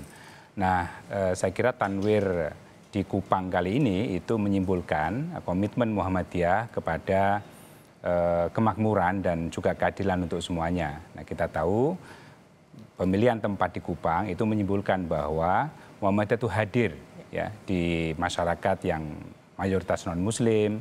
Kemudian menurut BPS itu secara ekonomi masyarakat NTT itu berada di bawah garis kemiskinan gitu ya, dan saya kira ini menjadi penting menegaskan bahwa komitmen Muhammadiyah pada kebangsaan dan juga kemanusiaan universal termasuk pada penciptaan ruang-ruang untuk membangun kesejahteraan dan juga kemakmuran untuk kita semuanya. Tadi juga menarik Pak Haidar Nasir mengatakan soal bagaimana begitu besar umat Kristen atau non-Muslim di sana di NTT. Bahkan tadi ada sempat menarik UMK, Universitas Muhammadiyah Kristen. Nah ini juga menarik, apakah ini salah satu alasan mengapa NTT dipilih menjadi lokasi pembukaan dari sidang Tanwir ini? Semangat toleransi seperti apa yang ingin dihadirkan Muhammadiyah sebagai sebuah organisasi? Betul, Muhammadiyah itu sejak awal didirikan tahun 1912 itu kan sudah memberikan komitmen pada toleransi, keterbukaan ya, dengan prinsip kemajuan dari Islam yang berkemajuan itu artinya Islam yang inklusif, Islam yang hadir untuk semuanya. Nah, pemilihan sidang Tanwir pada kali ini di Kupang, terutama di Universitas Muhammadiyah Kupang, ini menegaskan bahwa Muhammadiyah itu terbuka untuk semuanya. Kita tahu 80% lebih mahasiswa UMK dan juga di Indonesia bagian timur seperti Papua, kemudian di Sulawesi Utara itu mayoritas adalah non-Muslim. Bahkan menurut penelitian Mendikdasmen dan juga Wamendikdasmen sekarang ini, Pak Abdul Mukti dan juga Pak Fajar Rizal Haq, ketika mereka meneliti ditemukan bahwa ada anasir atau elemen Krismuha, Kristen Muhammadiyah.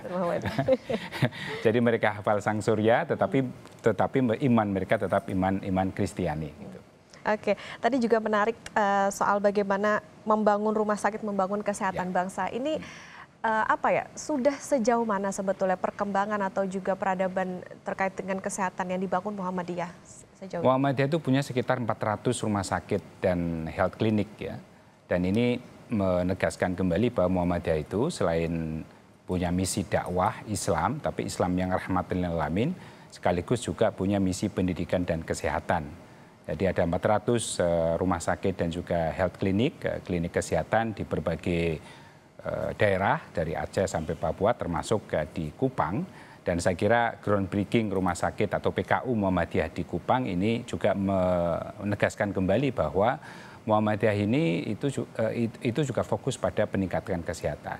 Seperti kita ketahui di NTT itu stunting, terus kemudian krisis air itu menjadi krisis sehari-hari yang dihadapi oleh masyarakat Kupang. Dan saya kira ini mencerminkan bahwa di Indonesia ini masih ada PR besar bagaimana meratakan kesejahteraan dan kemakmuran untuk rakyat Indonesia. Gitu. Itulah yang sejalan dengan tema yang dihadirkan ya, soal bagaimana menghadirkan kemakmuran untuk semua. Sudah 1 abad lebih, 112 tahun Muhammadiyah. Apa sebetulnya peran penting yang ingin diambil oleh Muhammadiyah sebagai sebuah organisasi dalam tentunya tadi memajukan kesehatan, pendidikan, dan lain-lain itu, Mas Andar? Ya, peran penting yang ingin dilakukan terus dikembangkan oleh Muhammadiyah adalah terus berkontribusi secara aktif dan partisipatif bagi pembangunan masyarakat Indonesia dan juga masyarakat global. Di Muhammadiyah seringkali kader-kadernya didoktrin untuk menjadi kader umat Muhammadiyah, umat Islam, kader bangsa dan juga kader kemanusiaan universal. Nah, dalam hal ini Muhammadiyah itu memang adalah persyarikatan yang memfokuskan dirinya pada kaderisasi umat, bangsa dan juga kemanusiaan universal, termasuk di bidang pendidikan dan kesehatan yang itu menjadi ikon gerakan Muhammadiyah selama 1 abad ini. Mas Andar tadi menarik bagaimana melihat soal sejahtera lahir batin. Tadi ada beberapa nilai yang harus dipenuhi begitu menjadi cita-cita dari Muhammadiyah soal bagaimana cita-cita Indonesia bersatu, gemari pahrul jinawi, dan yang menarik adalah baldatun taibatun warabun ghafur, negeri yang baik dan diampuni Tuhan. Nah ini apa mungkin maksudnya indikator yang ingin dicapai Muhammadiyah atau yang menjadi refleksi Muhammadiyah selama setahun terakhir, mengingat ini kan juga ada transisi kepemerintahan sekarang. Apa cita-cita dari Muhammadiyah itu sendiri? Muhammadiyah melihat bahwa selama ini Indonesia itu kan negara yang kaya raya, negara yang makmur, ya. Tetapi kemakmuran itu sendiri itu belum merata. Indeks Gini kita itu kan masih cukup lebar, ya. Kemudian penguasaan tanah air dan kekayaan alam yang terkandung di dalamnya itu masih dikuasai oleh segelintir orang yang kita sebut sebagai kelompok-kelompok oligarki. Nah, kelompok-kelompok oligarki, kemudian praktek korupsi yang terjadi sebagaimana yang disampaikan oleh Pak Presiden Prabowo Subianto tadi itu adalah penghambat dari tercapainya kemakmuran dan kesejahteraan bagi masyarakat Indonesia secara umum begitu. Dan oleh karena itu Muhammadiyah mengharapkan bahwa bangsa kita, bangsa Indonesia terutama pemerintah dan juga elemen masyarakat sipil untuk bekerja sama, bahu-membahu memberantas ya persoalan-persoalan besar yang sedang kita hadapi, persoalan korupsi, kolusi, nepotisme, dan juga penguasaan segelintir kelompok pada kekuasaan atau kekayaan alam di Indonesia. Ini kemudian bisa diberantas, kemudian harapannya nanti terjadi kemakmuran dan keadilan untuk kita semuanya. Gitu. Ada kemakmuran yang belum merata di dalam negeri ini yang tentu menjadi salah satu fokus dari Muhammadiyah bagaimana menyiapkan program-program kerja nanti ke depan. Nah, dalam sidang Tanwir kemudian juga perayaan resepsi milad ini, apa sebetulnya output yang nantinya akan dihasilkan? Apakah berupa rekomendasi untuk pemerintah atau seperti apa? Ya, sidang Tanwir ini kan sidang tertinggi kedua setelah Muktamar Muhammadiyah gitu ya. Dan sidang Tanwir itu diadakan ketika ada isu-isu penting yang akan diadres oleh Muhammadiyah. Yang outputnya adalah rekomendasi untuk internal Persyarikatan Muhammadiyah kepada pimpinan juga warganya, warga Persyarikatan. Kemudian rekomendasi isu-isu nasional strategis yang ditujukan kepada pemerintah, pusat, daerah. Kemudian yang ketiga adalah mengadres isu-isu internasional. Persoalan konflik di Timur Tengah, geopolitik yang tidak stabil di mana di Eropa, kemudian ancaman nuklir. Saya kira itu menjadi isu-isu yang menjadi perhatian bagi Muhammadiyah yang nanti akan disusun dan kemudian jadi bahan rekomendasi bagi masyarakat dunia. Jadi rekomendasi ini juga tadi bisa menyambung juga bagaimana yang disampaikan Presiden Prabowo soal bagaimana kewaspadaan karena isu-isu yang berkembang saat ini ya, Mas Andar. Mas Andar, kalau kita juga melihat bagaimana tadi Presiden Prabowo soal negara, masyarakat, desa, provinsi butuh ratusan tahun untuk berkembang, tapi bisa dalam hitungan menit bisa runtuh. Nah, di sini peran Muhammadiyah tentu menyasar sampai ke masyarakat, sampai tadi ada pendidikan dari usia dini sampai universitas. Sejauh mana peran Muhammadiyah untuk bisa mengembangkan desa itu jangan sampai tadi dalam hitungan menit bisa runtuh dengan perkembangan yang sudah dilalui? Ya, Muhammadiyah itu sejak dulu itu kan punya gagasan ideal ya, jadi menciptakan masyarakat Islam yang sebenar-benarnya. Jadi masyarakat Islam yang sebenar-benarnya atau masyarakat yang Islami itu menjadi cita-cita ideal Muhammadiyah. Dalam konteks ini salah satu manifestasinya, perwujudannya adalah terciptanya kemakmuran dan keadilan bagi semuanya gitu. Tentu dalam hal ini kita tahu Muhammadiyah dari dulu sampai sekarang kan gerakan sosial keagamaan yang kooperatif ya.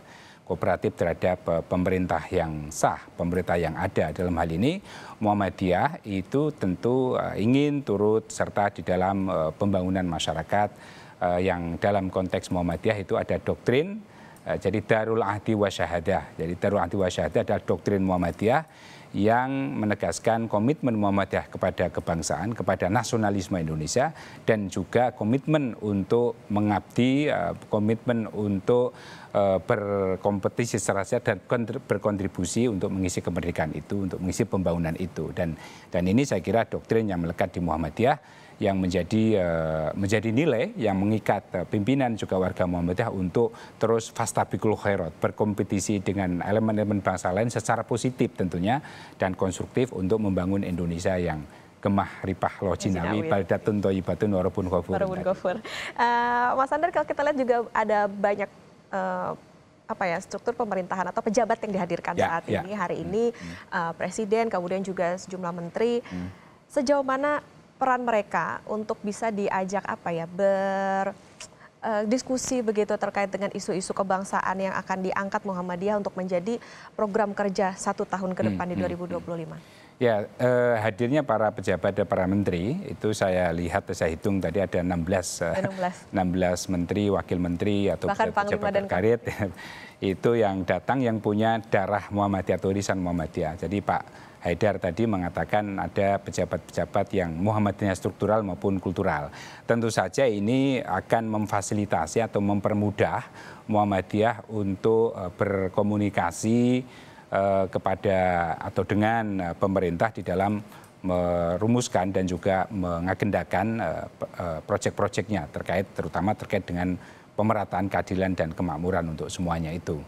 Jadi ada Menteri Kehutanan, Pak Raja Julantoni, itu kader Muhammadiyah, kemudian ada Menteri Pendidikan, kemudian ada Menteri Perdagangan, dan ada banyak Menteri Perumahan juga itu yang merupakan kader Muhammadiyah juga. Dan tentu saja tupoksi kementerian itu beririsan dengan program-program Muhammadiyah, terutama dalam bidang pendidikan, kesehatan, terus kemudian termasuk juga penyediaan perumahan yang yang baik bagi masyarakat. Ini tentu menjadi komitmen dan konsen Muhammadiyah untuk dikembangkan dan terutama dalam ini bekerja sama dengan pemerintah begitu. Yang utamanya tentu tadi beririsan juga dengan bagaimana menghadirkan kemakmuran untuk semua. Betul.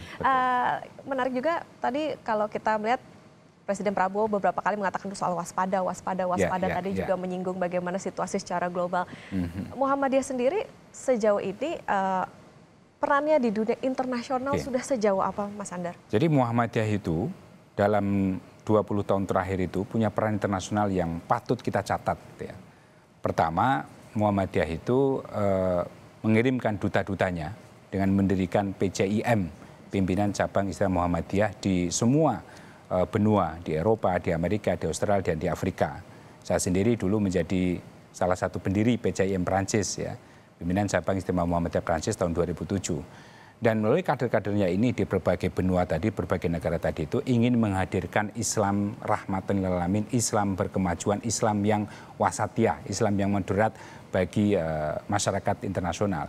Karena ada anggapan bahwa Islam itu identik dengan agama yang konservatif, agama yang radikal, mengusung kekerasan. Tidak. Islam yang diusung Muhammadiyah, diyakini Muhammadiyah Islam yang rahmatan lil alamin, Islam yang kosmopolitan, Islam yang untuk semuanya, Islam yang berkemajuan. Nah, itu.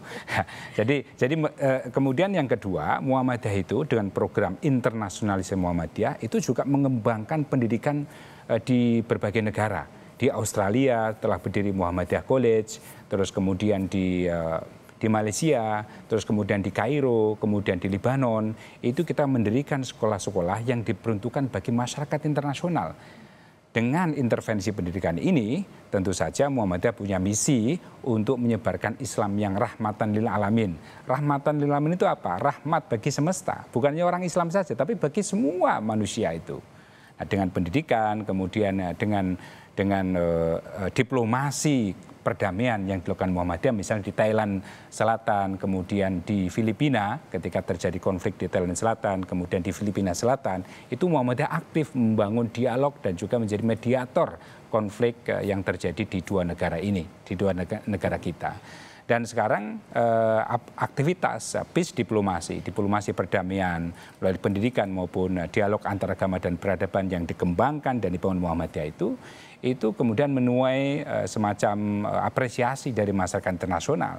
Misalnya tahun 2023 lalu Muhammadiyah dan Nahdlatul Ulama itu dianugerahi award di Dubai, di Emirat Arab sebagai dua organisasi yang mendukung perdamaian dunia gitu. Dan juga perdamaian, ketika ngomong perdamaian tentu saja adalah kesejahteraan dan kemakmuran dunia semesta. Dan saya kira ini inline dengan apa yang disampaikan oleh Pak Presiden tadi, bahwa kondisi geopolitik, konflik internasional di Eropa, di Timur Tengah, bahkan di Asia Timur sekarang ini, itu jangan sampai berimbas di Indonesia. Dan oleh karena itu Pak Prabowo itu tadi mewasiatkan, ya, mengundang kita semuanya untuk bersatu gitu ya. Dan dalam konteks ini persatuan itu menjadi kunci untuk mencapai kemakmuran bersama. Ada diplomasi juga di dalamnya yang bisa betul. dilakukan, terutama dalam kerjasama dengan negara-negara apa ya yang juga bekerja sama dengan Indonesia, terutama dalam hal keagamaan, pendidikan, dan juga kesehatan.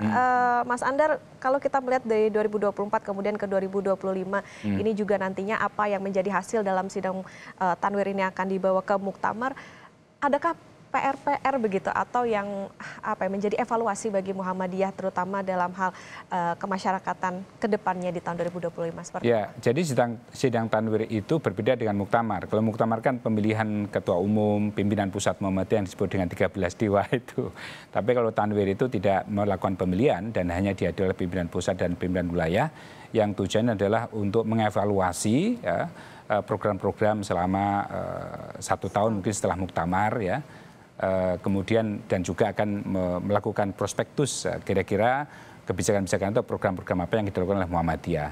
Nah, dalam konteks ini saya kira Muhammadiyah ini sidang Tanwir ini diperlukan untuk katakanlah mengapresiasi atau kemudian beradaptasi dengan pemerintahan baru. Nah, saya kira tema-tema kemakmuran, tema-tema yang dijanjikan oleh pemerintahan baru Pak Prabowo dan Pak Gibran, tentu saja sebagai gerakan sosial kemasyarakatan kooperatif ya. Muhammadiyah itu kritis tapi loyal terhadap negara, tentu saja ingin berkontribusi aktif ya sesuai dengan doktrinnya Darul Ahdi wa Syahadah. Nah, inilah pembuktian Muhammadiyah semacam inlining terhadap terbentuknya pemerintahan baru, dan saya kira Tanwir ini adalah momentum strategis untuk merumuskan kerja-kerja Muhammadiyah yang inlining dengan program-program pemerintah baru ini. Kritis, kontributif, tapi tetap loyal terhadap pemerintah. Mas Andar, kita tahan dulu, kita akan pantau bagaimana situasi terkini di... baik, nampaknya kita mengalami gangguan, tapi kita lanjutkan dulu. Mas Andar tadi menarik bagaimana kritis, kontributif, loyal. Nah, adakah batasan tertentu begitu bagi Muhammadiyah dalam misalnya melihat bagaimana kebijakan dari pemerintah atau sebetulnya yang mungkin tidak inline begitu dengan bagaimana nafas Muhammadiyah itu sendiri? Ya, nafas Muhammadiyah kan dakwah amar ma'ruf nahi mungkar. Jadi selama kebijakan-kebijakan itu untuk masyarakat, kemaslahatan masyarakat, atau dalam bahasa Latin itu summum bonum gitu ya. Jadi maslahah mursalah, kebaikan publik ya. Itu tentu saja akan didukung oleh Muhammadiyah. Tetapi ketika kebijakan itu menyimpang dari garis kemaslahatan, menyimpang dari tujuan kemanusiaan, maka tentu saja ini menjadi tugas Muhammadiyah untuk mengingatkan ya, mengoreksi kebijakan-kebijakan yang menyimpang tadi itu. Nah, itu tadi ya soal bagaimana nilai kritisnya tadi, selain tadi kontributif dan juga loyal. Mas Andar, ini ada 3 hari, 4, 5, dan 6 Desember. Biasanya yang dibahas begitu atau menjadi nilai atau yang dicapai nantinya dalam sidang Tanwir ini apa sih sebenarnya dalam 3 hari ini? Ya, 3 hari yang biasanya di sidang Tanwir itu adalah mengevaluasi kebijakan-kebijakan yang dalam 1 tahun. Jadi Muktamar Muhammadiyah terakhir kan tahun 2022 ya, November 2022, sekarang udah 2024 ya. Kira-kira setelah Muktamar itu program-programnya apa yang mungkin yang tidak sesuai, atau mungkin disesuaikan lagi, dipertajam lagi, atau mungkin di sana ada pergantian pengurus ya, susunan pengurus, kan ada perkembangan baru yang tentu saja itu perlu diadaptasi oleh pimpinan pusat Muhammadiyah dan juga pimpinan wilayah gitu. Nah, kemudian yang kedua terkait saya kira Tanwir ini juga untuk beradaptasi dengan program-program pemerintah. Misalnya seperti tadi disampaikan ada program makan siang gratis dan saya kira inline dengan Muhammadiyah bagaimana menciptakan kemakmuran dan kesejahteraan untuk semuanya melalui peningkatan gizi bagi anak-anak, bagi peserta didik ya. Ini kan sebenarnya inline ya dengan pendidikan yang selama ini diikuti oleh Muhammadiyah, bagaimana memberikan dan menyediakan gizi yang baik supaya anak-anak itu terhindar dari stunting, terhindar dari apa yang disebut dengan generasi yang bodoh, karena kebodohan itu menjadi satu kata kunci yang menggerakkan Muhammadiyah yang untuk diberantas gitu. Jadi Muhammadiyah lahirkan memberantas kebodohan, kejahiliahan lah kira-kira. Nah saya kira makan gizi gratis ini menjadi program yang mungkin nanti akan disesuaikan oleh Muhammadiyah untuk berkontribusi terhadap program-program pemerintah baru gitu. Akan mendukung tentunya stunting juga gitu kan, terkait dengan kesehatan juga ya, masyarakat kita yang masih senjang ya antara timur dengan barat, di kepulauan, di daerah-daerah yang terdepan, terpencil dan tertinggal itu kan masih berbeda ya kualitasnya dengan yang ada di Indonesia Barat, di Jawa misalnya gitu. Ya, kebijakan yang populis tentu saja didukung oleh Muhammadiyah dalam hal ini. Muhammadiyah kan juga punya sekolah nih, Mas Andar. Ya. Kan sekarang juga ada program makan bergizi gratis untuk mencegah stunting. Apa nanti perannya Muhammadiyah di situ? Saya kira peran Muhammadiyah misalnya adalah terutama di sekolah-sekolah Muhammadiyah itu menyediakan gizi gratis itu dengan menciptakan ekosistem ekonomi lokal gitu ya. Jadi makan gizi gratis di Muhammadiyah itu dengan melibatkan komunitas, melibatkan masyarakat setempat untuk penyediaan bahan-bahan baku untuk makan siang gratis itu. Nah ini kan mengembangkan ekonomi lokal ya kan. Jadi berasnya, kemudian mungkin singkongnya, mungkin sayurannya itu dari komunitas lokal. Nah ini akan memutus mata rantai dari distribusi ekonomi yang dikuasai oleh beberapa gelintir orang itu. Jadi dengan makan siang gratis, Muhammadiyah itu ingin melibatkan dirinya itu dengan melibatkan masyarakat lokal untuk terlibat di dalam pengembangan dan pembangunan ekonomi masyarakat lokal. Ada pelibatan yang masif begitu, tidak hanya dilakukan dalam internal tapi juga punya manfaat ke masyarakat. Betul.